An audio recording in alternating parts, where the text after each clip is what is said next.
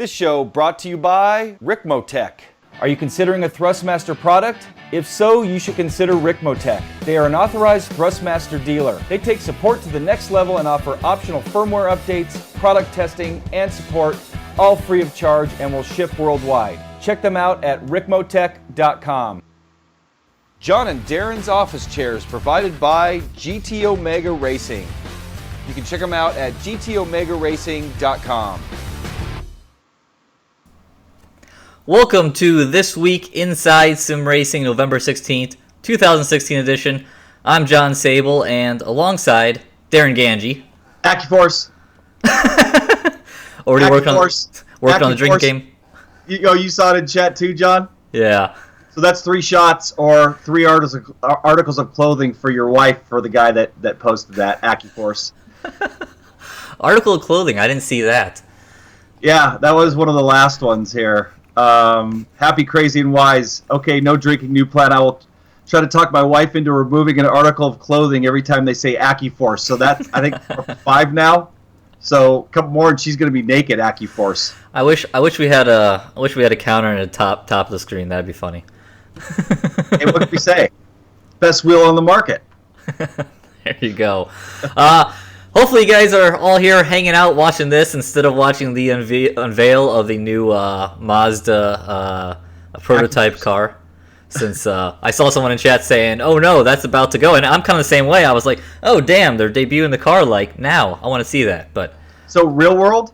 Yeah. They have it's gonna be Mazda's LMP2 car. That's gonna be the top prototype car here in the U.S. Because that Daytona 24 is going to be a sweet race this year with all those new prototypes they have for 2017. So, yeah. It'll be here before we know it. We need to start prepping for the virtual version. That's our big one. Apparently it's our big one because Le Mans didn't work out. Well, yeah. Sorry about that. So here's what we got on today's show. I'm going to talk about Assetto Corsa console community blog. Codemasters F1 2016 now available for iOS devices. Motorsport Manager released on the PC. Black Friday 2016 sim racing deals begin. Some more Assetto Corsa news. Porsche Pack Volume 2 in-game images. And then we're going to talk about the RaceRoom update and DevStream Roundup, which was pretty major. Yes, yeah, we're going to spend plenty of time with that. Then happenings, I don't know if I was just having a brain fart this week, but I swear we have more going on than this, but I don't want to promise too much. But VR Lens Lab review, I've been working on that, and that will be out later this week. And then we have a poll question asking you what you're excited about with this new RaceRoom updates that we'll talk about in a bit. And if you're already kind of privy to what's going on there, you can answer the poll question up here in the corner of the screen. And then Q&A. As always. Yep. We'd appreciate a like, and if you don't like it, throw a thumbs down at us.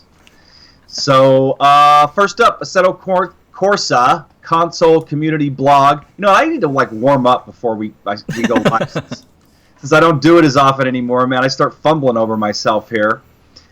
So, private lobbies, and this is a huge talking point across their community channels, and they wanted to give us some more information, and they're pleased to announce that private lobbies are being worked on behind the scenes, and they're working flat out to bring them to Assetto Corsa. They can't give us a release date, but they are coming, and they will update us with more info as soon as they can. Use of DLC online, another major talking point. However, this is going to change in the future. We're pleased to announce that only private lobbies have been introduced to Assetto Corsa. You'll then be able to use your DLC packs online. So that sounds like those two are going to coincide. Porsche Pack Volume 1 and free bonus content. Their next major update is just around the corner, and they're going to be talking about that in the future blog. What we can tell you right now is that in version 1.09, they'll be giving players 2 pieces of free bonus content. The brand new and recently unveiled Porsche Pan America G2 Turbo and the latest luxury saloon model manufactured by Porsche, as well as the historic version of the Silverstone circuit. So yeah, stuff coming for the consoles. Yeah, they're listening to unhappy console racers. Yes, so that's good. That private lobbies, that has been the mob chant since August now. So yeah, hopefully that's soon and not hashtag soon. Yes. All right, John, you're up next. So next up, something that is definitely not sim racing, but part of the racing game franchise that we cover here. F1 2016 now has an iOS edition, and I love the front wing bounce here. It's like the whole wing just kind of like goes up and down to simulate wing flex. But yeah, for you guys who are into playing games on your phones, this isn't. I mean, it looks awfully good for a something that's played on your phones. There's some comments in here that take advantage of Apple's new A10 chip that's in the iPhone 7s, and that it has processing power to render 1.4 million on-screen polygons simultaneously. So that sounds impressive. It does. But yeah, so that's F1 2016 on the iOS. Has all the tracks, all the cars, all that good stuff. Available for $10 here in the US, €10 overseas, and £8 there in the UK. But yeah, so if you want to play on your phone, again, that's iOS right now, Apple, and there is going to be an Android version coming soon. So. Yeah, it says you can get it on iTunes. I don't know if you said that. Ah, yes. Yep, that'll be one of the places to get it. So yeah, I saw someone, they had a little video earlier, I think I was like on Facebook, showing someone driving it, and it looked like on my phone here, it looks like it's one of these deals where you're leaning into the corner. I'm not sure, I didn't see any movement with the fingers, so I'm not sure how they're braking, but that just looks like how it's steered. Maybe they're just like pushing forward. Yeah, I don't know. I was trying to figure out if they were just doing like slight changes, but yeah, it actually looked like it wasn't too bad. It kind of made sense. So if we were just looking at in-game video, I mean, it looks pretty damn good. It does. Oh, and it can also be played on Apple, like Apple TV or through Apple TV, so you can actually play it on your TV. That's it. Yeah, if you're not too far away, I think you have it up on your phone, and then it shows up on your TV. I see the sun just came out. Yeah, I was saying, sun's breaking through, and now I got the line going down my face. I may need to go get some tape here in a minute to cover it. Oh, now it's a different side. Figures, whatever. Actually, maybe I'll turn down my brightness here a little bit. Maybe that'll help. Yeah. So yes, F1 2016 iOS keeps on continuing. What's interesting is I was expecting to be but I was curious when we reviewed F1 2016 over the summer when it came out on PC and consoles, if we would ever get to the point of seeing some options like maybe VR supported or something, but now that we're heading towards the end of the year, I kind of have a feeling that that's not going to happen. So now over to the iOS stuff, which, for the record, I saw a lot of people were like, why are they working on stupid phone thing? They should be working on, the consoles and PCs. It's a completely different team. This is developed by Exient that does phone-based stuff. So yeah, this really isn't Codemasters. I look like a zombie. Tape it up. All right, John. You keep going. So we're gonna talk about Motorsport Manager next. So John, why don't you take that? I'm gonna go get some tape. Sure. Shit's blinding me.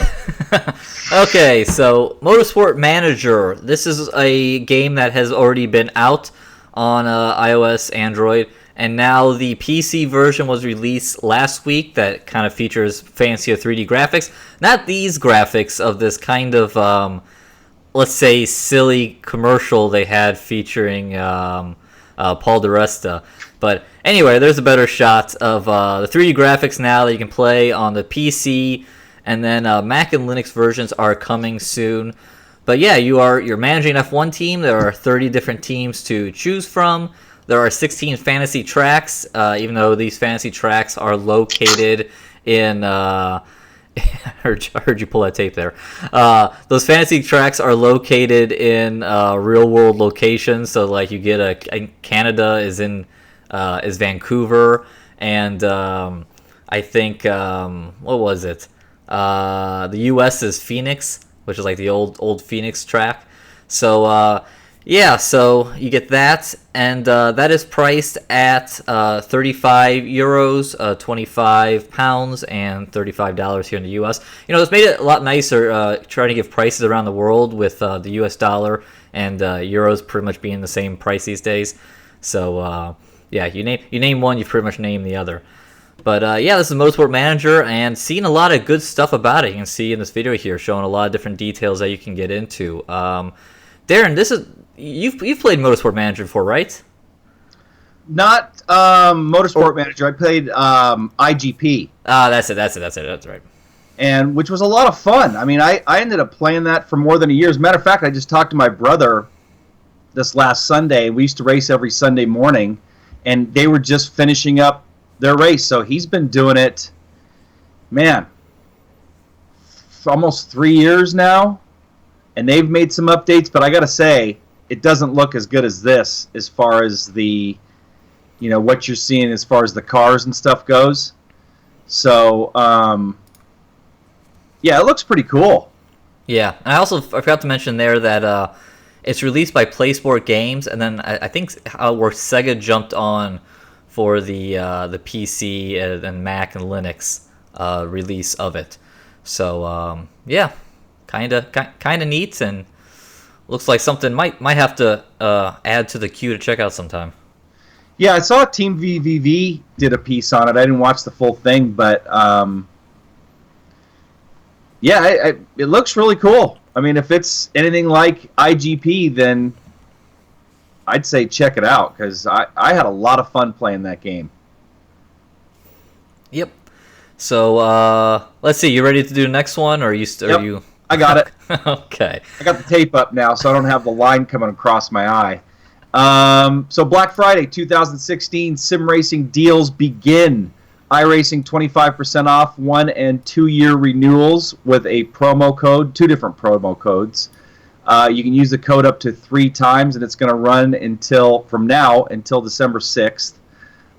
Fanatic has some Black Friday deals while stocks last. Porsche 918 wheel, CSL Elite wheelbase, and CSL P1 steering wheel, plus Assetto Corsa.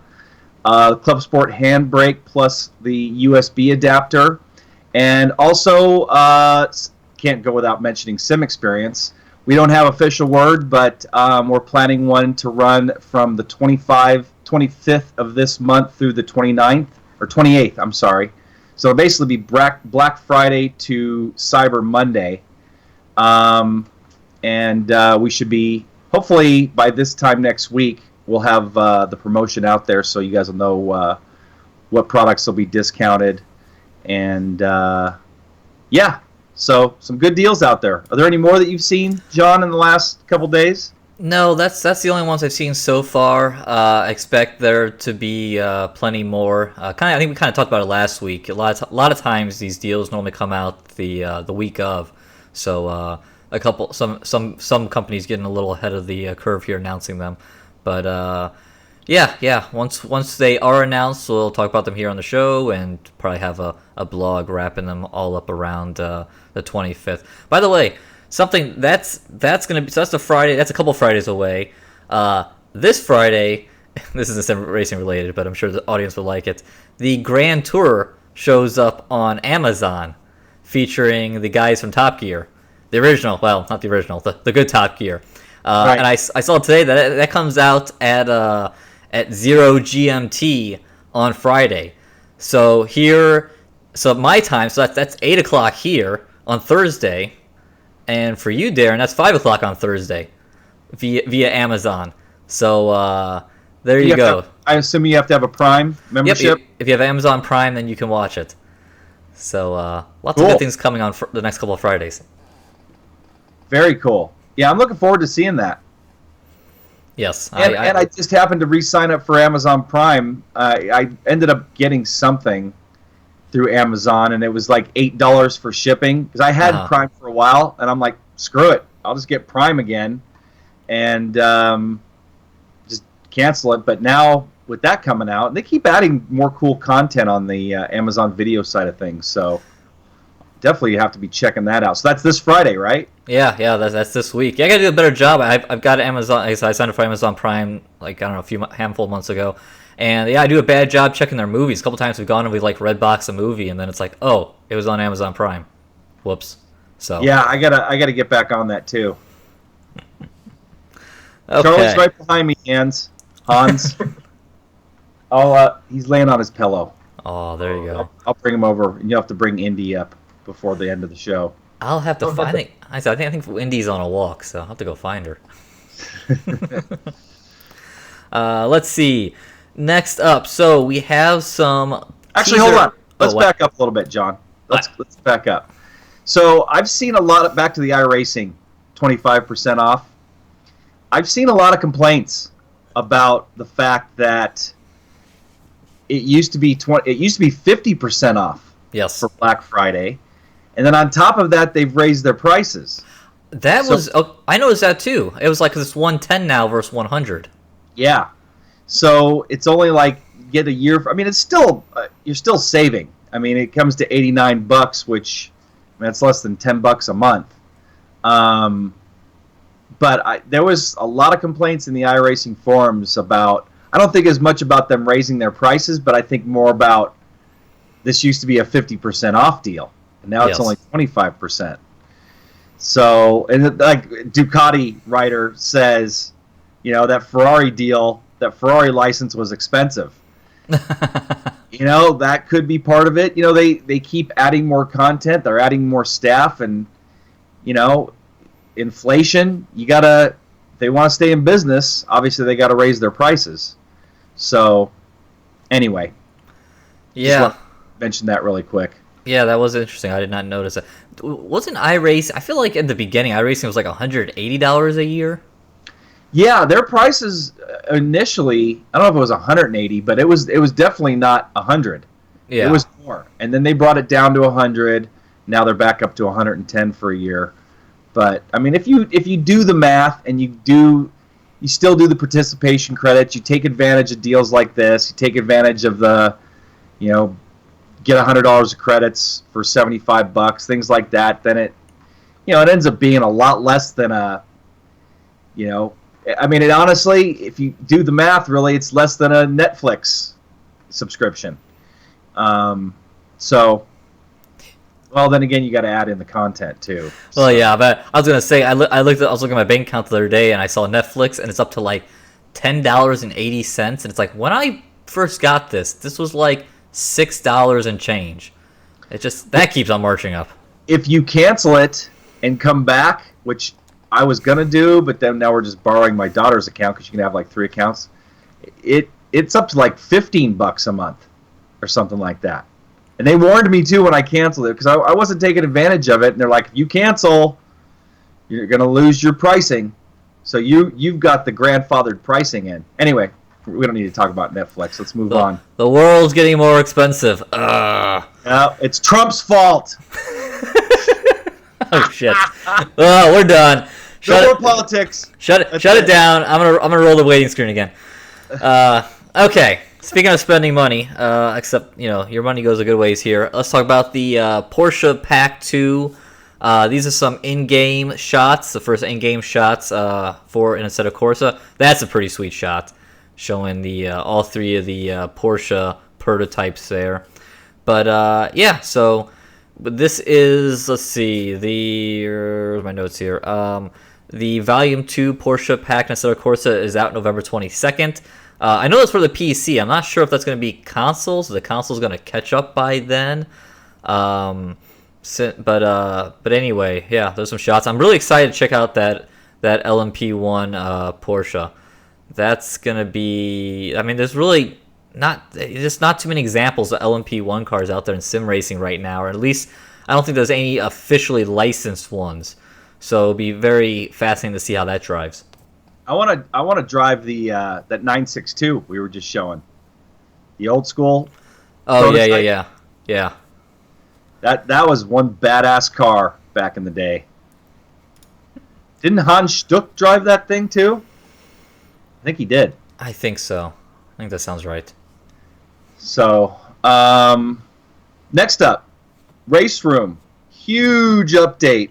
Saw some guys in chat saying they were having some problems. John, I think you were having a problem logging in today, but you know what? They could have just been overloaded with. It was a big patch. Could have just overloaded things on their server. I was able to drive it yesterday, but they made a lot of changes and additions. And get ready to take a shot because we're going to mention the A word again here soon. So they unified the experiences and moved some of the experience-specific settings into the main user interface. Added depth of field. Added direct or native support for the AccuForce steering wheel. Quick note to any AccuForce users that are going to try this. Create a new controller profile. Don't try to edit your previous one or expect your current one to be updated. You have to use the AccuForce defaults to have that native support, which basically ends up turning a bunch of sliders off because there was just some effects in RaceRoom that were making the AccuForce basically hum a tune.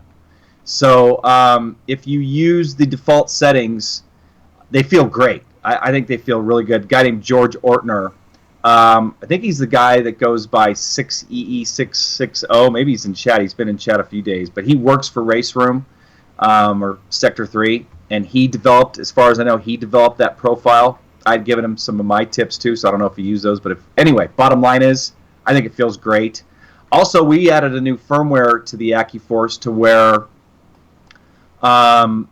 in-game, in RaceRoom, if a specific car has 540 degrees of rotation, you'll get a soft lock at that rotation. So you can set your wheel up at 900 and then it'll match the car. And I think you can still adjust it, but you don't have to lower your degrees of rotation anymore to try to get a better feel. So anyway, enough AccuForce talk. Onto the other things that they've added. They overhauled their shared memory API, which is another thing the guys, Bernie at Sim Experience, worked with them on. So if you have Sim Commander will now work. So if you have motion, I said I wasn't going to say the A word, so I'm not talking about that. But so Sim Vibe and our motion at Sim Experience, all of that is compatible with this new API. But if you're running something else, Sim Tools or maybe a Dash or something, they're going to need to update their API to work with the new RaceRoom API. So a lot of things, a lot of cool things behind the scenes on that end have changed. And then John, why don't you take the rest, because you got quite a bit to talk about here. Yeah. It was a long list of updates yesterday. We actually literally highlighted in our notes here some of the bigger ones. Slow down penalties now. You don't have to reduce your speed quite as much. You still gotta slow down to get them to go away, but not quite as bad. Fix a replay missing the first 60 seconds of a race, which was something that I was having and is annoying. Fix an issue with damage when downshifting without clutch. Significant AI logic improvements. They talked about in the live stream how the AI kind of was doing pretty well, and then they added the huge field of cars, and it kind of broke. So it's back to fixed. Added punctures to the tire model. So past the lowest possible wear value, the tire might have a chance of puncturing. So that's really cool. It's now possible to disable auto clutch aid, it's now impossible to disable auto clutch aid on sequential gearbox cars, which makes a lot of sense. I wish Forza would do that. That's one of my biggest pet peeves of Forza. You'll be driving a flappy paddle car and it makes you want to use the clutch if you have clutch on. Really annoying. DRS allowance is now 3 activations per lap with a gap detected of 1 second at the start-finish line. So that's kind of interesting. And then downshifting without clutch on H-pattern gearbox now properly damaged the gearbox. So a lot of gearbox work. Let's see. And then DTM... By the way, just a quick... if I'm clipping, I'm sorry, I got a little excited there. We're just giving you a teaser, or not even a teaser, but just a small glimpse into all of the changes that they made in this patch. I mean, John highlighted a bunch of this stuff, some of the things that stood out the most, but this is probably not even 25% of the things that they've changed in this patch. Yeah. Last couple things here. They updated some 3D curbs. They talked about that. Some of the German tracks they were able to go visit during DTM weekends. They made the curbs look more realistic. Now, let's get to some of the stuff that's coming out in the future that was talked in the dev stream. And I have the dev stream here, and I'm gonna try. And I got notes here of where these things pop up. I'm gonna try to move the slider and grab them. I'm fast forwarding through here. Okay, so first up, their interface is changing. In the store, they talked about how the interface in general in the game is going to go to more of a flat look. And also, what Darren mentioned earlier, now you don't have all those different experiences at the top of the page. Now everything is all in one game, which I think is a good move. Yeah. Another car coming here in the future is this Audi TT RS VLN. That's supposed to be arriving soon. I don't know. To some degree, I'm kind of not too excited about this car because I'm like, we already have the Audi Cup. I don't know what's so exciting about this car. If someone knows something more than I don't in chat, let me know why I should be excited about this car. But that's kind of like, eh. I'm with you. Yeah. Let's see. Here is the Audi Cup car, and I believe this is simulating coming on pit lane and controlling it yourself. So currently in RaceRoom, you come to pit lane, the game takes over for you. In the future, you'll be able to control your car down pit lane, and I believe this is what they were showing this. Oh man, I'm nailing these fast forward parts. Here's the KTM Expo RR. This is coming out next week to RaceRoom, and there will also be a 6-week competition that's going to be coming out along with this car. And the winner of this competition will be able to go drive one of these cars at the Red Bull Ring, all expenses paid. Pretty awesome. I think that car's not available yet because I drove it. No, it's not available yet to the public. That's fun. Next week. Because I assume you're on some kind of beta thing. Here's some shots of those curves being updated. Here's the AccuForce being driven. That testing that Darren talked about. Take a shot. There you go. Yeah. Okay, here's custom dashes. So right now in RaceRoom, it's the same standard dash for all the cars. So now these are custom ones, which that was really needed. So that's cool. Let's see. Jump ahead here to 45 minutes. VR. And VR. So here we go. It's coming. Yay! And according to Mark did the blog on this today, and I don't know if he talked to him or picked this up somewhere, but they're saying that they're shooting for VR to be out in December. Yeah. Or HTC Vive support. What? So yeah. Rift? No, they didn't mention anything about the Rift. The hell? I assume that's got to be close. And then here is the here's the Formula RaceRoom 3 going around Silverstone, and that's gonna be the F3 car. Oh, I missed it there. So the F3 car is coming. Oh, yes, there it is. And this is the Indy car. An Indy car is coming to RaceRoom.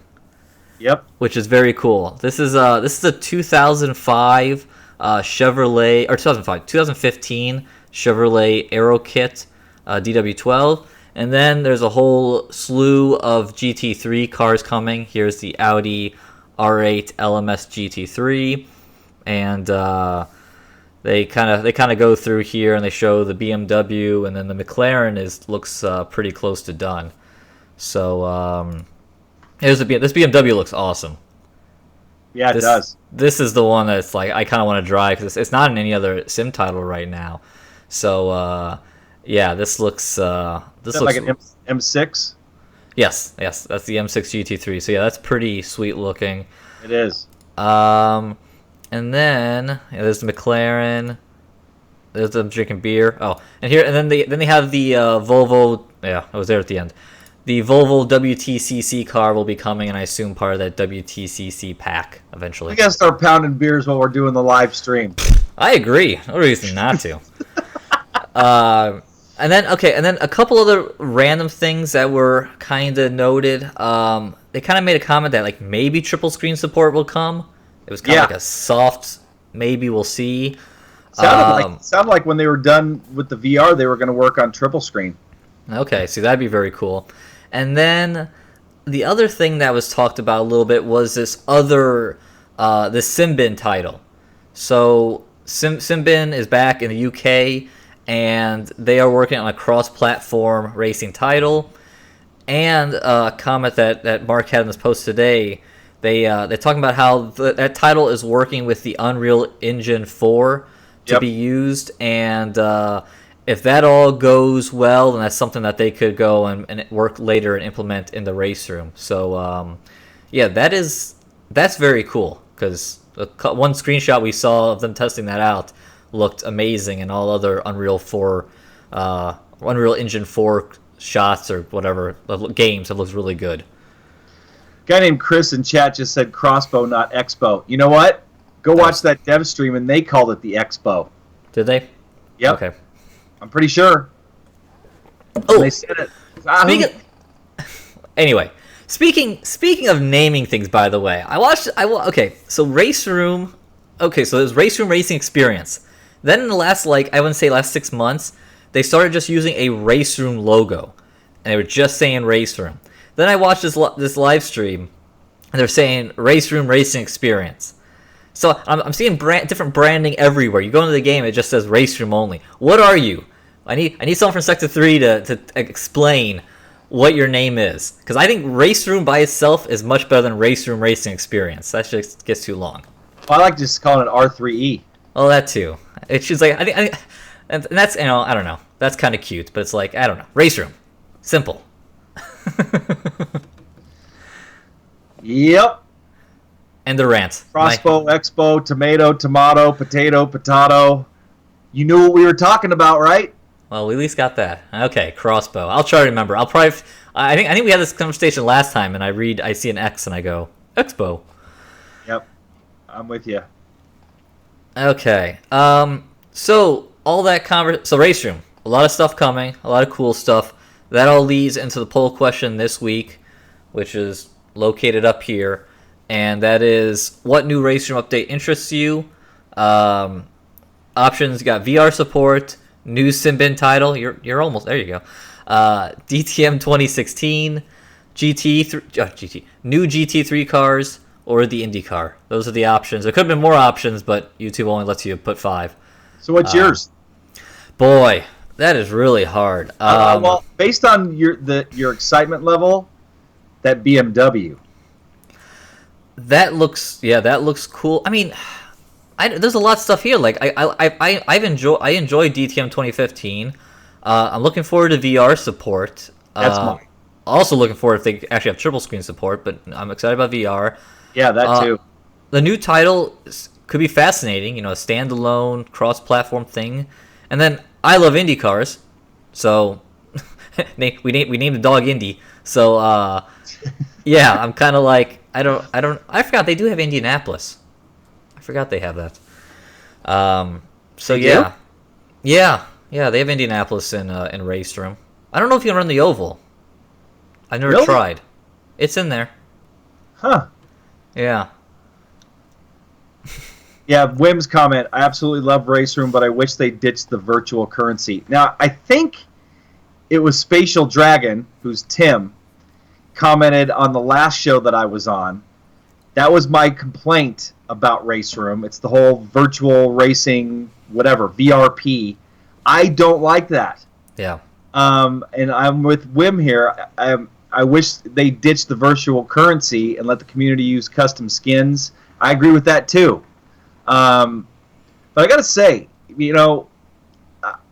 I'd say 2 years ago or so, 3 years ago, I thought RaceRoom was just going down the wrong path, Simbin, and I thought it was going to die.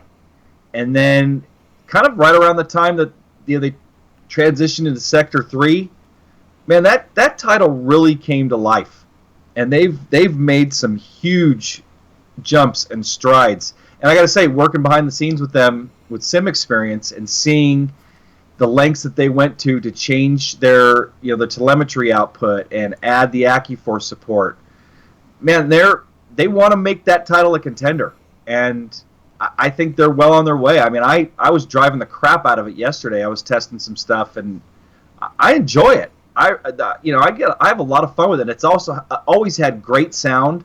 And now the physics are starting to really catch up. The force feedback, they're going to be adding VR and potentially triple screen support and all this content. Man, they're really stepping it up. Yeah, no, I agree. There's a lot of things there that I do like. They have some unique content with some of the German series and German tracks that I think is appealing.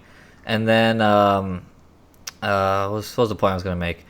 But yeah, I mean the VRP system is frustrating. I wish I would just say the dollar amount, because that oh, that's what I was going to mention. Okay, brain fart over.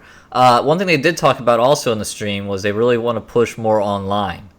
So that will be fascinating to see how that goes. Because I know some people were mentioning even earlier that online it's still not the best. There's just not a lot of people there.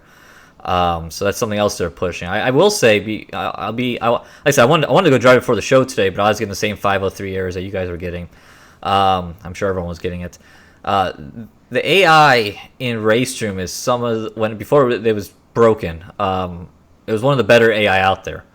I really do enjoy racing the AI there. So as far as offline experiences go, I think it's one of the better ones. So it'll be interesting to see what if they can get kind of the online stuff going. I mean, they talked about some kind of like ranking system. Yeah, I had here in the notes. So yeah, mentioned it in the dev stream. Yeah. So there it is, multiplayer rating system. So yeah, they're working that way. So it'll be interesting. But no, I mean, I agree with Darren.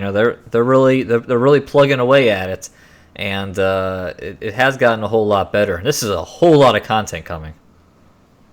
Yep. Yes, indeed. I wanted to mention something. This is off subject.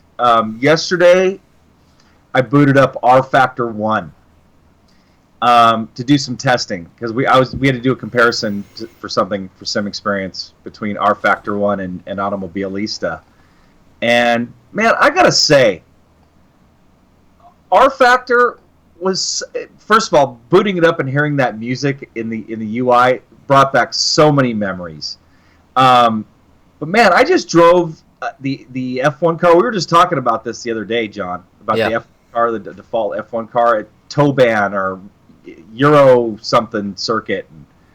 Man, with the motion and the wheel, the AccuForce, I wasn't going to say it, but I'm going to say it, but it felt friggin' incredible. I mean, that title was, as far as the physics go and stuff, was ahead of its time.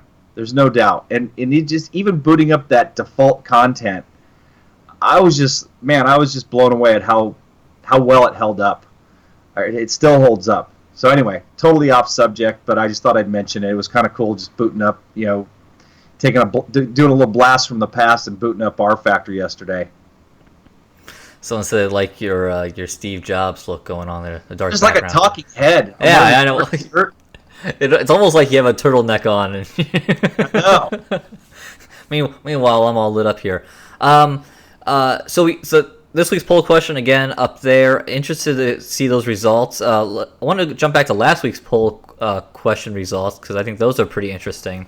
Last week we asked how much cash do you have in your wheel and pedal sets? Talking about current wheel and pedal sets. I'm thinking maybe next week I might do a question in the near future of how much money have you spent in total on sim racing, because I am very curious for that. And some of that data is nice to have when you go and try to get sponsors. But let's see. So the results. Let's try to go in money order here. So those of you who spent less than $250, 227 euros. Like I said, dollars and euros are pretty close right now. That was 8% of you guys. Those of you who spent between $250 and $500 was made up of 30%. And then also at 30% are those of you who spent between $500 and $1,000 on your set, which that's where I fall currently. If I look what I have on my rig, I'm running the T300 and the Fnatic CSL Elites. That puts me between $500 and $1,000. So that was 30% as well. And then 20% are... Well, hold on. So wait, what was the... Oh, how much cash do you have in your wheel and pedals? I'm sorry. Yeah, right now. In complete systems. No. Wheel and pedals. Yeah, these guys, nobody's spending much money, but that's just wheel and pedals. Yes, wheel and pedal only. And then, let's see. Between $1,000 and $2,000 is 20%. And then 10% of you have over $2,000 or 1,800 euros in your current wheel and pedal set. So that was interesting. I mean, a pretty solid band there from 250 to $1,000, and even 20% being there at $1,000 to $2,000, that's pretty good. Yep. Yeah, So, it is. Some money being spent. No doubt. Yeah, but then you don't even include the PC and a chassis and a shifter and button boxes, sound system. All that stuff can really add up. Oh, I was trying to think today of how much money I've spent. Oh, it's a lot. Oh, well, and, it's no secret that we get a lot of stuff for free. Yes. Because of this. But going back to before this, man, I spent a lot of money. I mean, 20 years ago, I spent $750 on a TSW wheel and pedal set, and that was, for back in those days, that was a lot of money. Actually, it may have been even a little more than that. But anyway, yeah, over time, and you and I still both spend money on sim racing stuff, upgrading our PCs. I mean, sure, it'd be great to get all that stuff for free, but we don't. But there's a lot of stuff that we do spend money on. But you know what? It's worth it. You love your hobby. And I in talking to different customers for sim experience, I kind of have referred to it by adding another layer of immersion. And when you want to add another layer, it's going to cost you money. And it may not make you faster on the track, but it may make you feel more like you're driving in a real car. And while I'm on that subject, talking to customers, I wanted to bring this up again. So a few weeks back, I mentioned that I had a guy and his son over to test drive my Stage 4, and started him in triples, put him to VR. So last Thursday and Friday, I had two more guys come over, both that were interested in getting the setup. And the first guy started him in triples, switched him over to a VR, and he's like, "Oh, whoa, okay, I'm getting VR." He's like, "I don't want triples, I got to get VR." Then the next guy, the next day, first thing he puts it on, he tries triples, then he puts on the VR. He could not run 2 laps, and he had to take it off because he got motion sickness. Was blown away by the spatial awareness and stuff, but he got motion sickness within, I think he ran about 2, maybe 3 laps, and that was all he can handle. So anyway, I just wanted to bring that up. I thought that was just kind of a cool tidbit to tell you guys about. And just to show you, I mean, VR is not for everybody. I personally have, I would say I'm not a full convert because, like yesterday I was running R Factor and I was running RaceRoom and Automobilista last week. I can't. I have to do, for testing purposes, I still have to use those. I still have to use triples, but for the most part on the racing side, I'm full VR, where John is not. John would prefer the bat. So people say, "Oh, VR is the future, and if you're not running VR, you're in the dark ages." But some people just don't like it or don't want to run it or can't. Yeah. Yeah. Yep. So, and that's a good. And hold on, I want to. Sorry, John. Yeah. Wayne, motion rig takes the sickness away. No, he was running in my motion rig, this guy, last Friday, and that didn't help him. He got the motion sickness anyway. But I could see where it could help, because like I said in our Oculus piece, I have no problems running any racing stuff. As soon as I tried that roller coaster, man, I was getting motion sickness. And I think if I had the physical motion, I don't think I would have. I may not have gotten the sickness because my brain would be feeling movement that it's expecting to feel through the VR. Anyway, on to where we were. Sorry, John, for cutting you off there. Well, I was going to say this segues into the happenings this week. We'll have the review for the VR Lens Lab prescription Oculus lenses out later this week. Showed them on this show a couple of weeks back, and I've been driving a lot more with the Oculus here because I've been trying those out. And I think that's going to be a good video. So I'm not going to give anything away now, but I think I'm pretty excited to get that one together. Yeah, I'm looking forward to hearing your thoughts on it. Let me turn my brightness up a little bit now that the sun's not in my face, so I don't look as much like a talking head. And like I said back a couple weeks ago, I'm also highly motivated to get that video out because yesterday I went in to get my eyes tested to get LASIK. and that all went good. And they were like, "Okay, want to come in December? We got openings." So I'm like, no, wait, I gotta test these VR lenses first. yeah, well, we're like, wait, I gotta look at this financing options. So yeah, that could be happening sooner than I thought. So yes, gonna get this done before those aren't of use to me. Oh, by the way, okay, Tim, Spatial Dragon, Darren, John, American Truck Simulator, new maps. Are they? Are they new maps? I knew they were making the maps larger. I didn't see. I missed if they said they have new maps coming out. Unless that came out today, then that would make sense why it was missed. I haven't booted that up in a while. I'll have to give it another test drive here soon. I really enjoyed that game. All right, Q&A coming. Yep. So post your questions. We only have one right now. We don't take questions now until later in the show, so we can stay focused. Man, John, almost a record. We were actually done with the news within like 40 minutes. Yeah, this wasn't a heavy news week. It was actually I wasn't in quite as much of a. I wasn't in my usual rush today getting the show together because I didn't have to get a million things up. Yeah, so the first question, this came via Twitter, Dean Hummerstone, and it was like a 4-part Twitter post, only 140, 160 characters, whatever it is.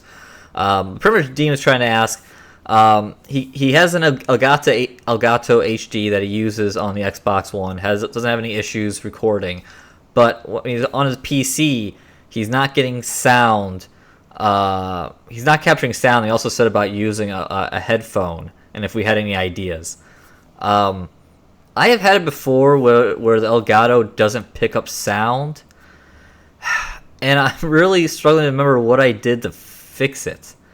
God, what did I do? What did you do, John? I don't remember, but here's one thing. What graphics card do you have? Do you have an NVIDIA card? Because for the PC, we just use Shadowplay. It's Shadowplay, right? Yep. Which okay. just changed. I thought they dumped it. But the latest version of GeForce Experience, it's a little bit different. You have to click by the way, John, if you need to use it, you got to click that share button. Oh, I've been using it, and then I had to create an NVIDIA account to use it or whatever. Yeah, I was not thrilled with that. But the good side of that is that Shadowplay now you can capture at really high bit rate, like stupid high bit rate, and you can capture custom resolutions. For a long time, you could only do 16:9, which being on ultra wide is a pain in the ass. But now I capture in triple screens if I want to, and then I can crop it down in Sony Vegas.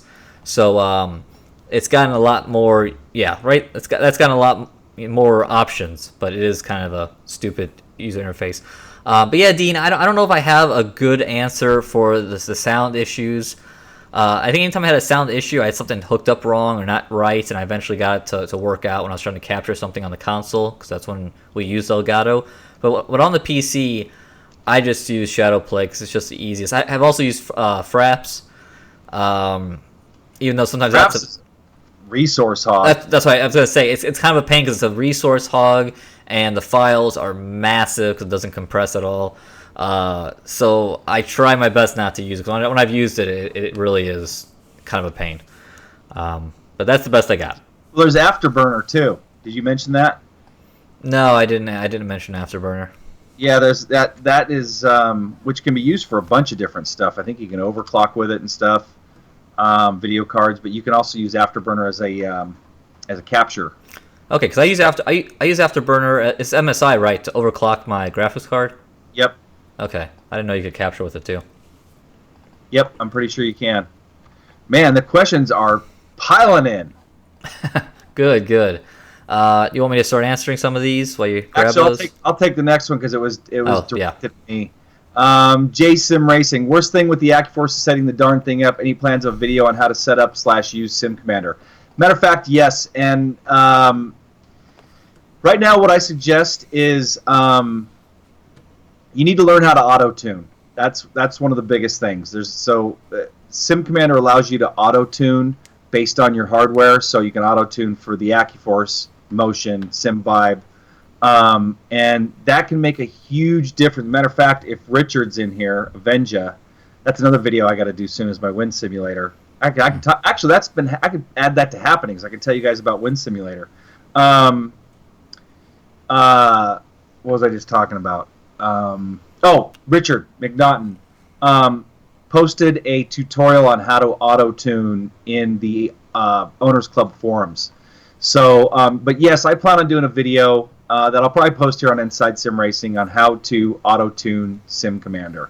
As a matter of fact, John, you're supposed to be doing a Sim Vibe piece soon. Sim Vibe on a budget, and you will need to learn how to auto-tune too, so you can add that to that piece, and I'll show you how to do it. But yes, I will. Unfortunately, my speakers are giving up the ghost, so I was actually looking at Black Friday speaker deals today. So I might have to get that before that video. But yeah, you know, those Logitechs, normally they hold up well, but for some reason they're giving up on me. Let's see. If I saw, never mind. Akiru666.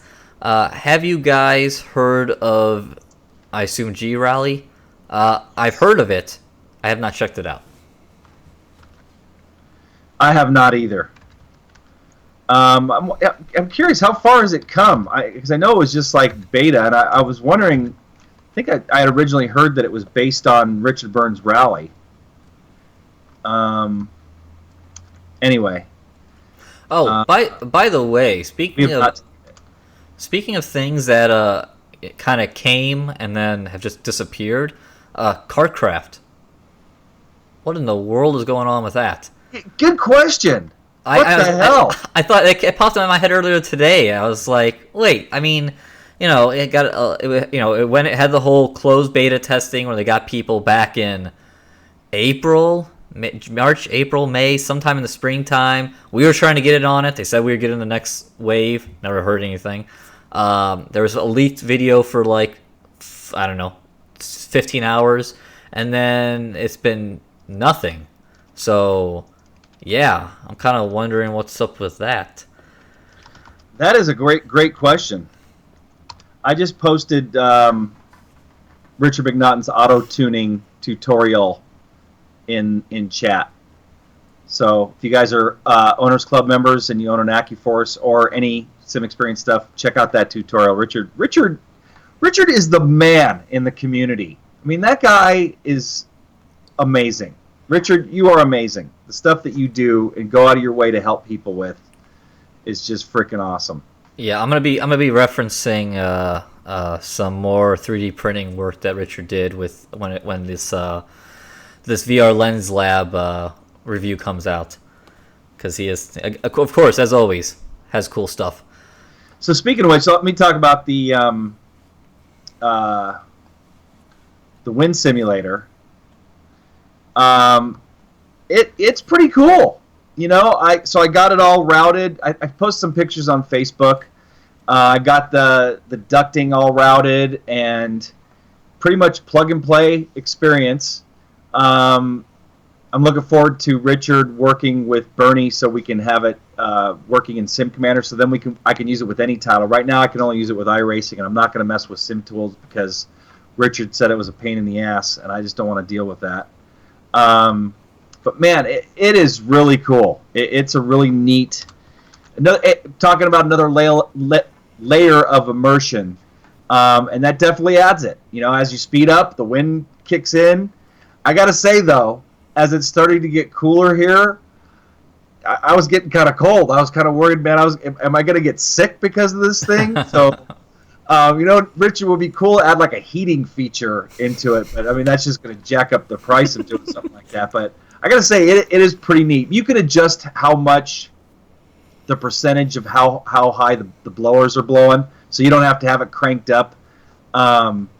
I guess you know what my fear is? I don't know if I've ever told you this, John, but years ago, probably about 10 years ago, I got something called Bell's palsy. That supposedly affects like some nerves you have in the back of your neck, and they say that one of the main causes is if like you're getting a cold or something and you have cold wind blowing on the back of your neck, you can get Bell's palsy. Basically what ended up happening, the whole left side of my face was like paralyzed to an extent. And you guys look it up. Look up Bell's palsy. It scared the shit out of me when I had it. I mean, like, tongue was getting numb, and like basically this whole side of my face, like you can't blink. Oh man, I was scared to death. And I ended up going to get some acupuncture, and then it went away. I got lucky, but I was worried with that wind blowing on me that I was going to get Bell's palsy again. So that's the only, I was thinking about maybe just putting on like a neck, neck thing to cover my neck. You need when I played hockey, we had goalie neck guards, and they're pretty big and nice and warm. Yeah, that worked out well. So that I think I'd say that's the only drawback of it. But again, you can adjust how much wind is blowing. I was also thinking about maybe just putting a little space heater I let you borrow when you were here, John. Yeah. I was thinking about just having that blow behind it, and then warm air would be blowing on me, so I wouldn't worry about it. But anyway, you need a scarf, Richard said. So yeah, I might just run it with a scarf. But anyway, let me make sure I'm not missing some questions here. Got a lot. You can go ahead. Why don't you take the next one, John? Yeah.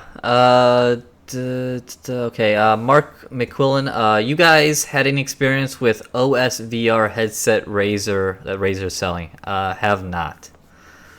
I assume that's one of those. There's been so many like cheaper headsets that have popped up here recently. It's been the Samsung one too. I don't know if that's compatible with gaming or not. Yeah, I think that's just phones. I've heard the Samsung one's just junk, but it's like, I don't know. A lot of people who are very VR pro are worried about it because that's like the one that most amount of people try. And they're pretty much trying the worst experience. Let's see, Nigel Benton, great show again, guys. Are you planning on doing a full review of Forza Horizon 3 at some point, or just leaving it at the day one review? Thanks. I really want to get talking about the PC. I say really want to because I'm behind on other things. It's the end of the year. Kind of want to get some end of the year type content out, like buyer's guides and things like that. So I don't know. I do think if that winter pack comes out sometime soon, maybe that'll be motivation to go back and talk about it. I kind of pumped the brakes on it because I was hoping that the PC was going to get an update to make it more playable, but the only update so far really hasn't helped that much. So yeah, we'll see. Don't hold me to it. I'll take the next one. Okay. It's kind of on the same kind of touching on the same subject. Any racing games going DX12? Well, Forza Horizon 3 and Forza Motorsport 6 or Forza Motorsport Apex require DX12. Other than that, I haven't heard anything from anybody else. We just mentioned Kartcraft. When and if that comes out, was that DX12? I don't remember. Maybe. I don't think so. I don't think so. And from everything I've heard, DX11 was a big jump. DX12 is supposed to be not as big of a deal. Okay. Let's see. Holly Carb. Anyone having problems with the RaceRoom with the new update getting 503 errors? Yep, they've been battling that. I've seen that on Twitter, them talking about it. Tom Jones, I see you guys online on iRacing, but never racing. Do you guys ever race for fun? I haven't run just a standard iRacing race, a solo race, in a long while. Yeah, it's kind of sounds so depressing, but it's like, this is this gone from a hobby a little more of a job, and there's when I have time, especially if I'm very busy with family and everything. I'm trying to work on stuff and get stuff out for you guys, but don't cry for me because I'm okay with it. And I'm in the same boat John is. I would love to race more in iRacing. The only problem is I spend all day working in this industry, and when my wife Andrea gets home. It's time for dinner, and then we're usually watching some kind of show or something, and it's like, I don't know. As much as I would love to, I just don't have it in me. Maybe I'm just getting older. I mean, I can't really speak for John because I got 20 years on John, but it's just, I think John and I are in the same boat. We do this all day. and we're bouncing from title to title, from hardware to hardware, and when it comes time to race for fun, I mean, we try to do the endurance races, and we did 3 this year. Were you at Sebring? You were at Sebring, right, John? Yep. Yeah. Yep. Last year you did make Sebring. So yeah, we did 3. We did 3 endurance races this year, and hopefully we'll do more next year. But yeah, I wish, I think part of it for me is, and John, maybe you're in the same boat, is I don't want to go out in iRacing and make a fool out of myself or not be as competitive as I know I can be because I just don't have the time to practice. Yep. So is that part of it for you too, John? Yeah, well, I mean, before this gig, when I race in iRacing, my week normally went, I would spend Monday through Friday, not necessarily every night, but at least a few nights, running. I'm running a series or 2 at a time, and I'm practicing during the weekday nights, and maybe I'll qualify Friday, and then I'm racing Saturday and Sunday mornings when they have the most amount of people in the races. That's kind of how my routine was always. I can't just jump in and run some people will jump in and run like 12 races in a week. I need more practice time to get myself up to speed, feel comfortable, tweak the setup. So it's time consuming, and at time I just don't have these days. So I still do a fair amount of racing, like doing that Oculus piece. That's kind of when I get my enjoyment. But when I'm doing that, I was jumping for a bunch of different sims, and I was just doing practice sessions or racing against AI, where I don't have to worry about any causing any issues online and looking silly. So I mean that's really where it's at for me. Yeah, so we're in the same boat, and that's why the endurance races kind of appealed to us, is because we'll practice, for a month leading up into it. Like honestly, I wouldn't mind starting to practice for the Daytona, 24 Hours of Daytona, and I think they announced it's going to be in January or February anyway. And do some more fun races, like John just mentioned, John Hoy. We need to do some more of those, and we need to do them in some other titles. These post-show fun races, because there's no pressure. And I think that's one of our fears, is that we don't want to tank our I rating or safety rating. I don't want to hurt anybody else's. But I do miss it, and I kind of live vicariously through others now, especially now that I work for Sim Experience, because I'm helping a lot of like Stage 5 owners, Stage 4 owners. There's a guy I met that I've become friends with, a guy named Mark that lives in North Carolina. As a matter of fact, this is one of the perks of working for Sim Experience. I meet some really cool people. This guy has invited me. He's got like the inn at Hendricks Motorsports, and he has invited me to come to the Coca-Cola 600 next year, John. Wait, what did I just miss? Who invited you?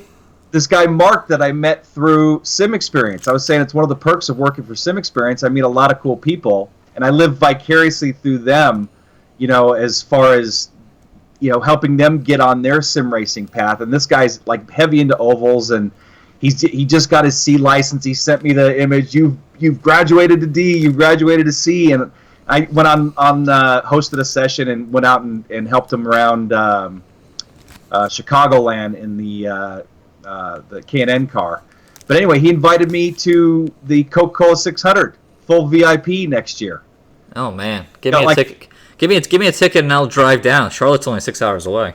Yeah, he's got the inn at Hendricks Motorsport.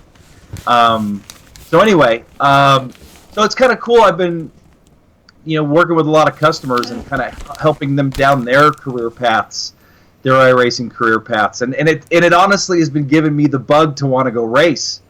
So anyway, that we went a long time on this question, but that was a great question, and we'll be doing the endurance races again, maybe some like Indy 500 stuff like that.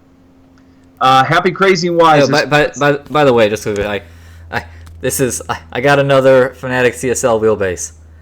That's been improved. It's been improved again. Number 4. What'd they do to it now?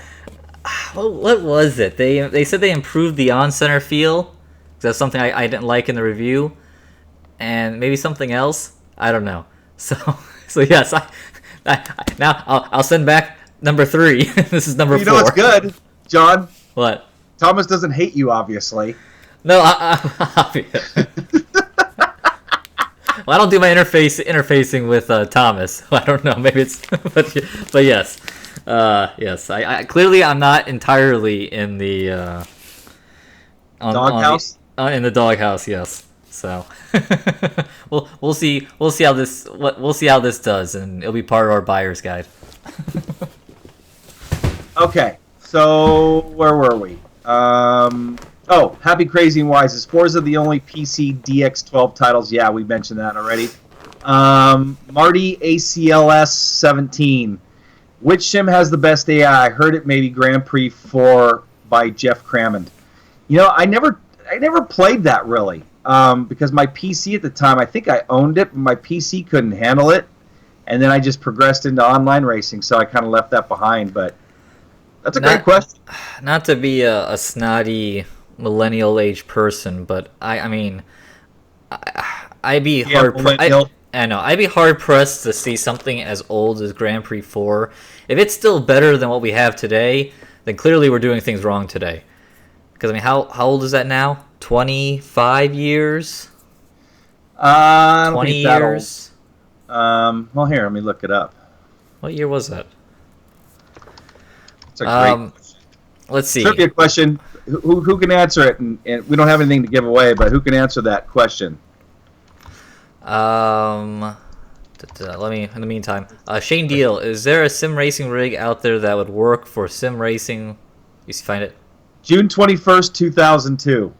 Oh, it was 2002. Okay, I thought it was older. I thought it was late 90s. That's still 14 years. Yeah, We're pretty close, John. Shane Deal, is there a sim racing rig out there that would work for sim racing with wheel and pedals and also work good for normal PC gaming like Steam games? Thanks for the best sim racing content on the web. Thank you.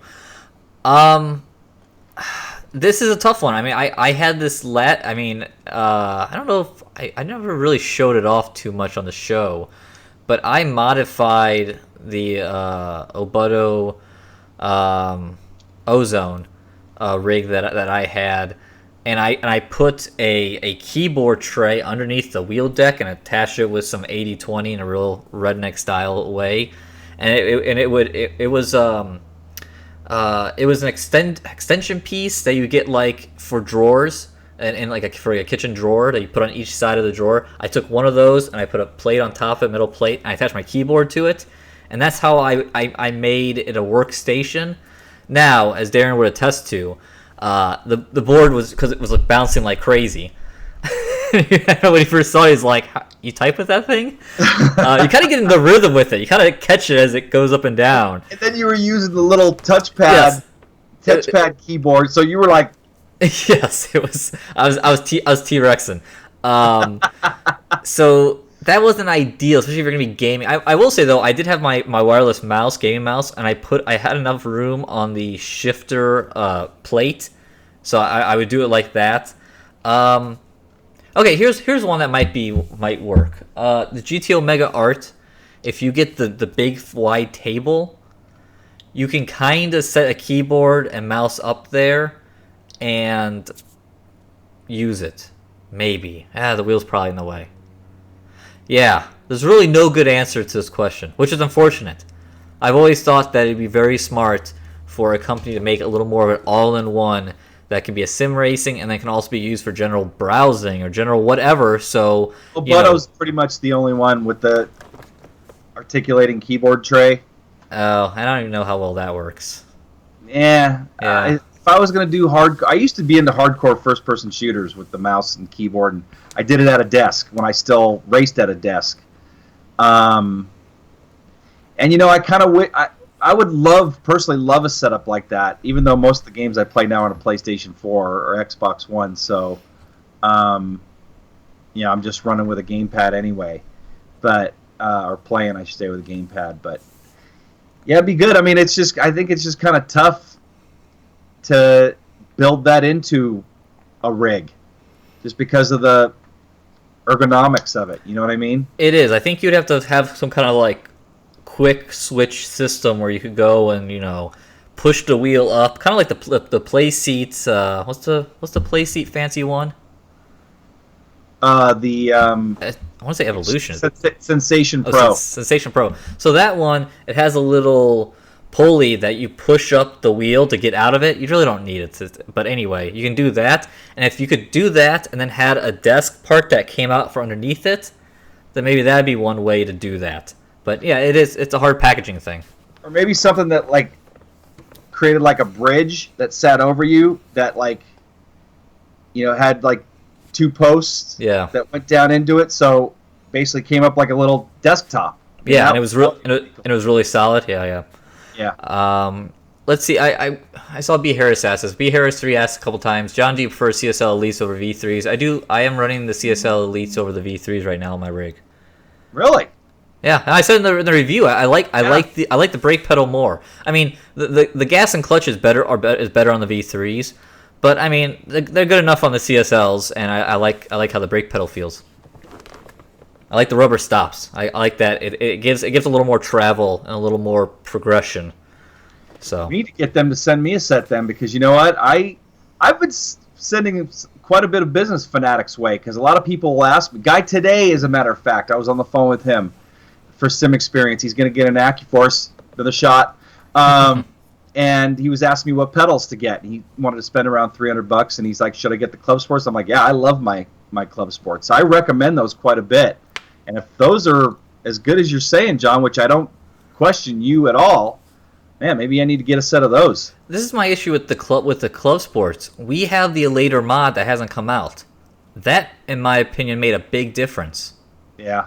So why the heck haven't they come out with that? That's such a basic upgrade. Ours haven't broke yet. Oh, so, I love mine. Q&A, it's not an issue. I use the heck out of them. I don't really understand that. So that's what my reservation. I'm like, I like them, but the later mod makes a big difference. Without the later mod, they're still good, but they're not. I think that really pushes it over the top. All right, next one, Alon. AC or iRacing? I mean, if I had to pick one, I'd pick iRacing, so I like the online part of it. Assetto Corsa got much better. Assetto Corsa back in the springtime, I was kind of like, what's going on here? But they have really progressed a lot on content, things like the features like getting the VR support and stuff like that. They've been pretty impressive. Need more tracks. Well, and then he's saying, can't afford iRacing, I want to play offline. Also, AC is progressing so fast compared to iRacing. I wouldn't go that far. I'd say they're both progressing equally as fast, but... Well, AC has a lot more catching up to do, let's be fair. Yeah. iRacing's been around for a lot longer. That's true. And bottom line is, if you can't afford iRacing and all you want to do is offline, then sure, AC is better for you. But for me, it's definitely iRacing. Not that I don't like AC, because I do. I love Assetto Corsa. I love Automobilista. Automobilista is a great title.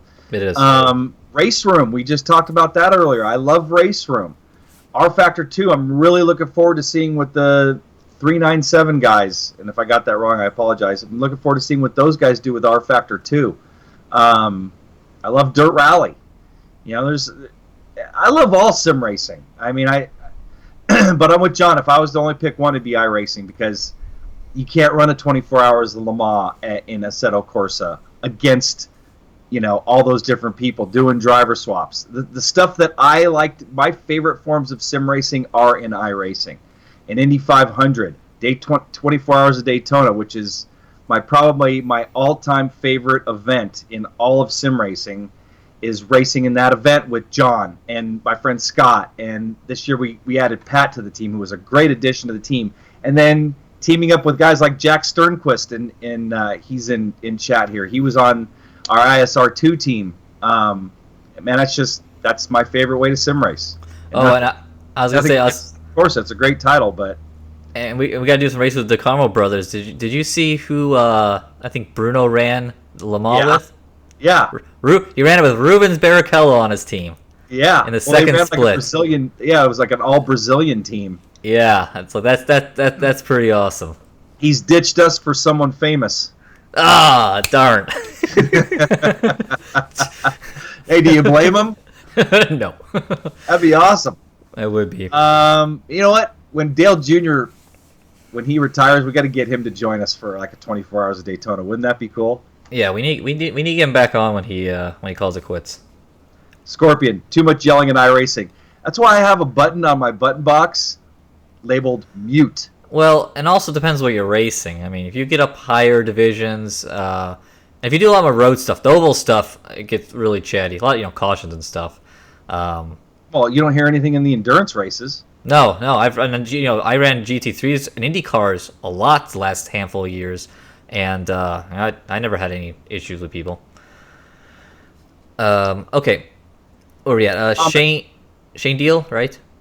No, we're on Mohammed Al Nuami. Oh, okay. Oh, yeah. You already asked Shane. You answered. Yeah. No, you're right. Mohammed asked, what is the best pedals as a sim racing noob but have some experience in real life racing, going for most realistic feeling? Thanks. Pedals, there's a lot of options, especially in higher end with a lot of the smaller batch pedals out there. But let's say if money is kind of involved, because some of those pedals get really over $1,000. Like we were talking about earlier, I think that both Fanatic pedals offer a good option at just $200 and $300. I saw some people weighing in here saying they like the V3s. Like I said, I even like the cheaper model a little more. So there's different options there. If you want to spend less money, the T3 PAs from Thrustmaster for $100, I still are a solid pedal for the money. They're not as nice, but they still work for that. And then if you want to spend a ton, then I don't know. Maybe Husenfelds and stuff like that. I haven't tried them. HPP. I've tried the HPPs. I tried them at in Toronto for the IndyCar race when we were there. They're amazing. They're awesome, but $1,200, $1,000. What was on the rig at iRace for Life? Those were old CSTs. Okay. They weren't, I guess, anything special now that I think about it. No, those were beat up. That was an old set of pedals. Gotcha. Let's start getting through some more questions. We got a bunch. Yep. John Darby, I'm after ultra-wide screen monitor. Which monitor have you had the best experience with? Actually, John, that one's for you. I mean, I've only had two here. I had the BenQ XR3501 and then the Acer Predator Z35. I like the BenQs. I mean, they were about the same. Quite frankly, both of them were really close. The Z35 does have G-Sync, so if you care about that, I kind of said in the review, I didn't think G-Sync mattered if you run at high enough frames per second, like I think you should be. And I kind of like the look of the BenQs a little more. So, yeah, that's a really good monitor. Billy also has it. I was pricing I was looking at the BenQs just like this last weekend, $699. Oh, they come down. Yep. Okay. Yeah, I was wondering how long they were going to at some point it's like they're going to stop producing them, and yeah, can you get them cheaper? Acer was about $1,030, so $400. Do you really need G-Sync? No, not in my opinion. Okay, next question. Ducati 999 Rider Gaming. Are you guys running the iRacing Endurance Series? No. Frank Zappa. Hi, Darren. Please tell me you're using the Oculus debug tool. You have a good card and CPU. You know what? I tried it. I'm assuming it only really comes into play for titles other than iRacing, because I've really been mainly using it in iRacing. Because in iRacing, you can adjust the what's it called? Pixel density. Pixel density, yeah. So I think that does the same thing with the debug tool. I've seen a lot of people commenting on our Oculus piece that says we need to run the debug tool, but I need to try it. I need to mess around with it when I have time. But no, I have not been running it in iRacing. I've heard great things about it though. I'll take the next one too, because I don't think you've ever tried it, or No. maybe you have, John. Have you ever tried a Track IR? Nope. Keith McDermott asks. I have. I tried it many years ago. We reviewed one, and I wasn't a huge fan of it because my head tends to move quite a bit, and now especially with motion, man, my field of view would be bouncing all over the place. But it was pretty cool. I guess something I just didn't like is that basically to get your field of view to move this way, your whole head has to move this way, and then so you're moving your head this way, and then your eyes got to be looking this way. It's cool, but it just wasn't for me. I wasn't really a fan of it. Makes sense. So, I was still waiting for the iRacing last over a year ago now had something with Intel that was going to be some new head tracking thing, and from like Razer. And actually, that, wasn't it eye tracking? Yeah, it was eye tracking. Yeah. You're right. Yeah, and that never I haven't seen it out there. I don't know what happened to that. So, yeah, I was kind of hoping that might be a track IR replacement. Rough Cut. Hope this is not a stupid question. Can all cars be driven with sequential and paddles, or do some cars need H pattern? Thanks. No, you can drive H pattern cars with paddle shifters. It just makes it a little tougher, especially because normally H patterns you have to use the clutch, and there's a bit of a timing thing there, and you gotta. It can be kind of sometimes a little harder than do the clutch and pull a paddle, but you can, because developers understand that not everyone has an H pattern. Yep. You can take the next one, John. I took 2 in a row. Crash X, is RaceRoom like iRacing? It's like iRacing in terms of purchasing content. Each piece of content has a price. Like we were saying earlier, you get the VRP system in RaceRoom, which is annoying. But besides that, not really. I said RaceRoom, I think, is probably one of the best offline titles where iRacing is online only, and is I think by a far margin the best online racing out there. So yeah, a couple similarities, but also major differences. Yep.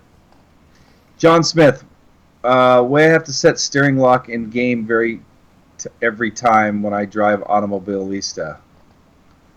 Why do I have to set steering lock in game every time when I drive Automobilista? I don't know. Yeah, it's. I wish they would eliminate that. Yeah, that's always been kind of an annoyance. I thought they did. That's right. They did talk about getting rid of that. Because you used to have to do that all the time in a game stock car. Yeah. And you know what? Even putting a bar factor, if you crank up the sensitivity to 100% and then make your steering lock more sensitive, you can run 900 degrees. I was running it yesterday with that F1 car in R factor. And it wasn't like I was going hand over hand to turn the F1 car. So I think there's a workaround, but I thought they fixed that in Automobilista. That's another title I need to get back on more. I need to do more testing on. The last time I drove it when I was doing the CSL review, and I just adjusted the wheel setting to 540 on the wheel, and it drove fine. So I have to play around with it more. Let's see. I think if Billy's talking about that question, he says he doesn't. I know Billy's been playing a lot more Automobilista. Let's see. Frank Zappa. Hi, John. How is your GT Ultimate V2 wheel stand holding up under the stress of your CSW V2? It works fine. The GT Ultimate has a couple wiggles more than it's got a little bit of movement in the deck. How it's designed, because you just have screws that go into it. You don't really, and that goes into holes, so it allows for a little bit. But it's never been anything that's really bothered me. But no, I mean it works just it worked the same as it does with the Thrustmaster. So, yep, no issues. B-Man, actually, this one was for me too. Anyway, so Darren, do you know if Bowden's Solution is still in business? Want to get the load cell for the T3PA Pro, but his stuff is permanently out of stock and he doesn't respond to emails. You know what? John Bowden's a great guy, and no offense to him, but that has been the biggest drawback of the cool stuff that he has developed for our community, is that most of the time it's out of stock, and I think he just does this on the side, and he's not running it as a true business. But I have to point you over to my buddy Frank at Ricmotech, who I was on the phone with yesterday. Frank is a cool guy, by the way, John. I was talking to him yesterday. He's going to start offering some motion stuff, and I think like an AccuForce. Take a shot. But he's got load cell kits. Now, you said T3PA Pro in your comment here. If you meant T3PA, he does not have one for the T3PA. Hold on a second here. So you can buy a complete... He's got 2 sets here. Race car field brake conversion load cell V2 for Thrustmaster T3PA Pro and T500 RS pedals. Actually, I'm just going to give you guys a link to that page. There in chat. That's $170. He's got a complete T500 set, wheel and pedal set with the load cell for $750. Upgraded T500 T3PA add-on pedal set for $320, and then he's got race car field brake load cell conversion for that's for the G25, G27. That one's $129.95. So yeah, for the one for the T3PA Pro, that's $170. John, you have those, right? Yes. Yeah, and that I dig that load cell because it integrates right into the pedal set. Free shipping on U.S. orders over $100, excludes Alaska and Hawaii. Anyway, Frank at Rickmotech, they make some cool products. So, if you've got a set of T3PA Pros or T500 pedals, you want to add a load cell, you don't want to end up upgrading your pedals, you want to still be able to plug into your Thrustmaster base, definitely check into one of those load cells. I dig it. So, Happy, Crazy, and Wise. Is iRacing making a non-wing dirt sprint car too? Yes. That is something that they've said, like forums, Twitter. So, yes. Next one. Marty ACLS 17. Is NVIDIA 3D still used in sim racing? Probably by some people. I thought it was pretty cool. I tested it when they first really started coming out with that. It didn't really take off like they were hoping. And I think the only reason why I stopped running is because it was kind of a resource hog. I was running triple screens, and at the time I only had two 480s or two 580s. I think I had two 580s. But anyway, it was cool. I mean, it's not as cool as the Oculus because doesn't put you in the car, like it does with the Oculus. But I mean, it gives you depth perception a lot more than just 2D. It's like a cross between running monitors and an Oculus, somewhere in the middle. Yep. Okay. D3L80Y62. John, have you tried the RaceRoom update and found the force feedback is changed to the point? I haven't. They've had it's been down today, so I have not. And you know what? If it's anything like with the AccuForce, take a shot or take your clothes off. You need to maybe change profiles. Maybe don't use a custom profile. Try to go to the defaults for the particular wheel that you own, and maybe that'll fix it. This one's actually for you, John. What is the review for the Hori Apex Racing wheel? I've already gone. I actually haven't played it yet. I've looked at. I've taken a lot of B-roll shots. I'll be working on that after I get these Oculus lens reviews out. Hoping if I really do well, I'll have that review out Friday, and then I can turn my attention this weekend to the Hori wheel and see what that's all about. Oh, and I still got to email them to ask them how to properly pronounce it. Have you unboxed it yet? Yeah, unboxed it. Like I've had it out here on the table here. I was taking B-roll of it, shots. Let's see it. So, let me grab it. I'll grab it. I'll take the next question. You go grab it. Joe McDonald, with a T300, should we use 900 or 1080 degrees for iRacing? That's not a huge jump in degrees of rotation. I'd say either is fine. iRacing is going to lock it to that particular car anyway, so I think either is fine. Now let's wait for John to come back. Actually, the next question is for me anyway, so I'll take this as John's getting Hori there. Tate Nader 2, do I still have the Camaro? Yes, I do. Unfortunately, and I can't believe I'm going to say this, I have not driven the Camaro in over a year. Man, that thing's starting to collect spider webs in my garage, and I feel every time I go out in my garage, man, I want to cry. Because and here's part of the problem, the reason why I haven't driven it. A couple years ago, I went to Smog, and it didn't pass Smog.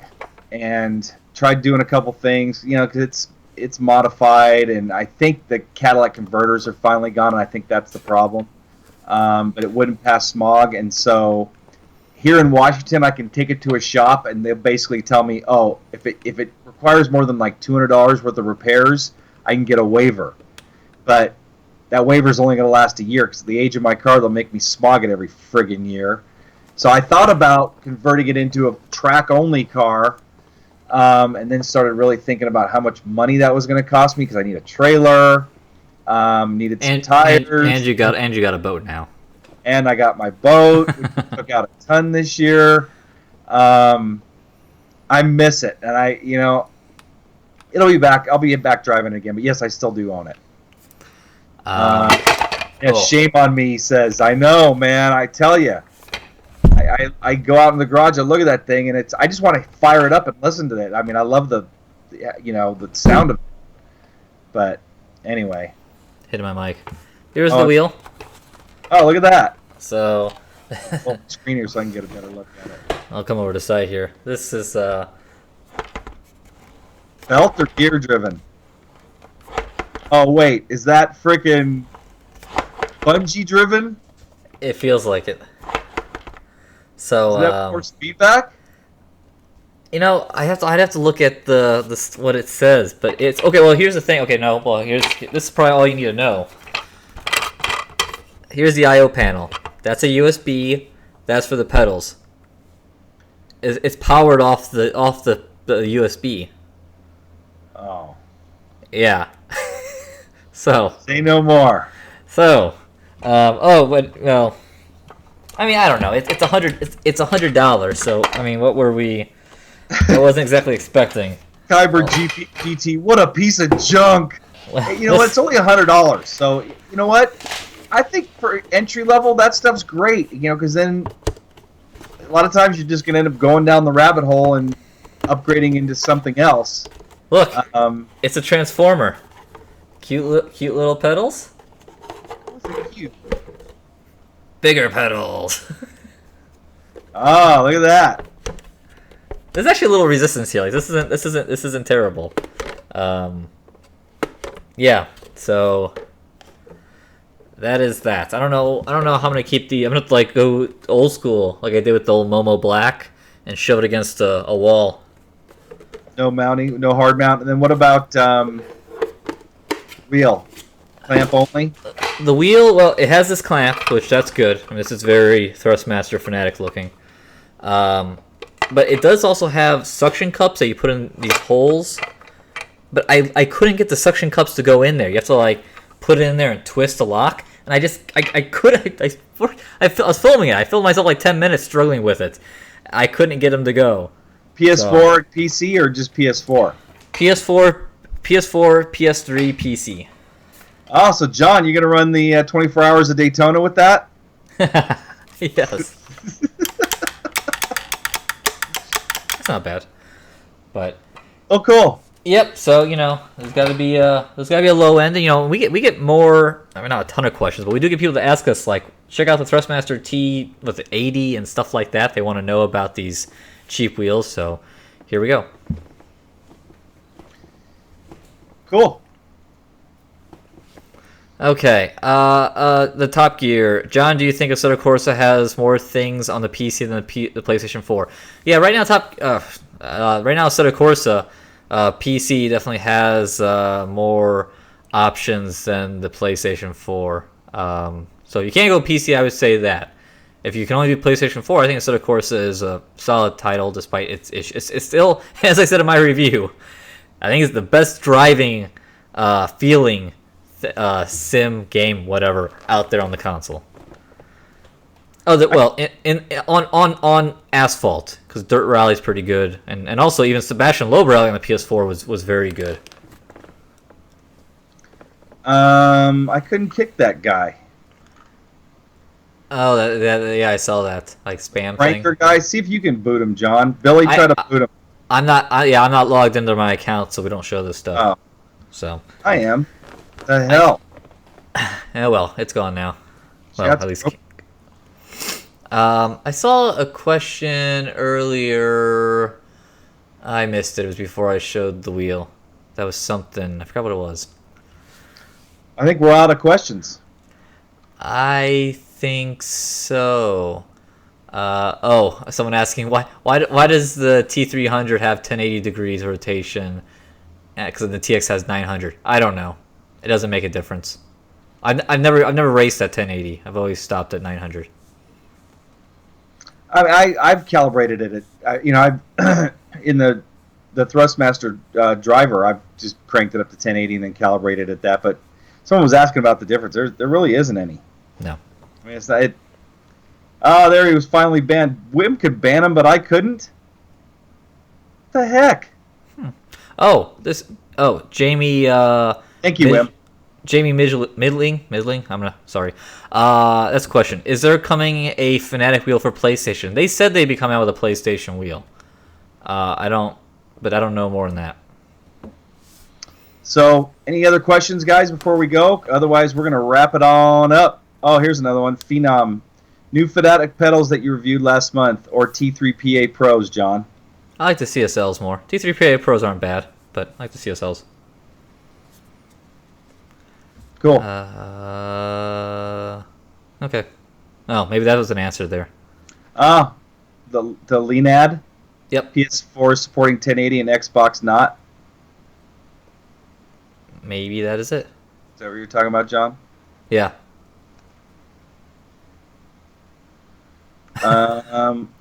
Okay, this last question, which is kind of just not even a question. That T150 paddle shifters are said to be made to last over 500,000 activations. What happens after that? The wheel self-destructs, completely explodes right in your face. So you better keep count. How many paddle shift activations do you have? That'd be so fun. It'd be so funny if God, we should almost do a spoof video of that. Not that want to show a Thrustmaster blowing up, but you go, you're just racing, and all of a sudden, like a puff of smoke, and then like a little like almost like something jumping out of a fake birthday cake, like a little sign jumps up, says "Congratulations, 500,000." Confetti. That'd be pretty funny. Where's my Movember beard? I got a little scruff going here. I'm not growing a beard. And somebody asked about my shaved head. I said it was going to grow fast. Sure enough, it did. I mean, I actually just got my hair cut again last week. So, it's cool, but man, I'm like skinhead with that. I don't know about that. I don't know if I'll go that short again. Tell you what, man, it is easy to take care of. So, I think that's going to wrap it up, John. Yep, I say we are done. We are done. So thank you all for watching another episode of This Week Inside Sim Racing. As usual, it's been a lot of fun shooting the shit with you guys in chat, and hopefully you've enjoyed the show. For John Sable, I'm Darren Ganji. See you guys later.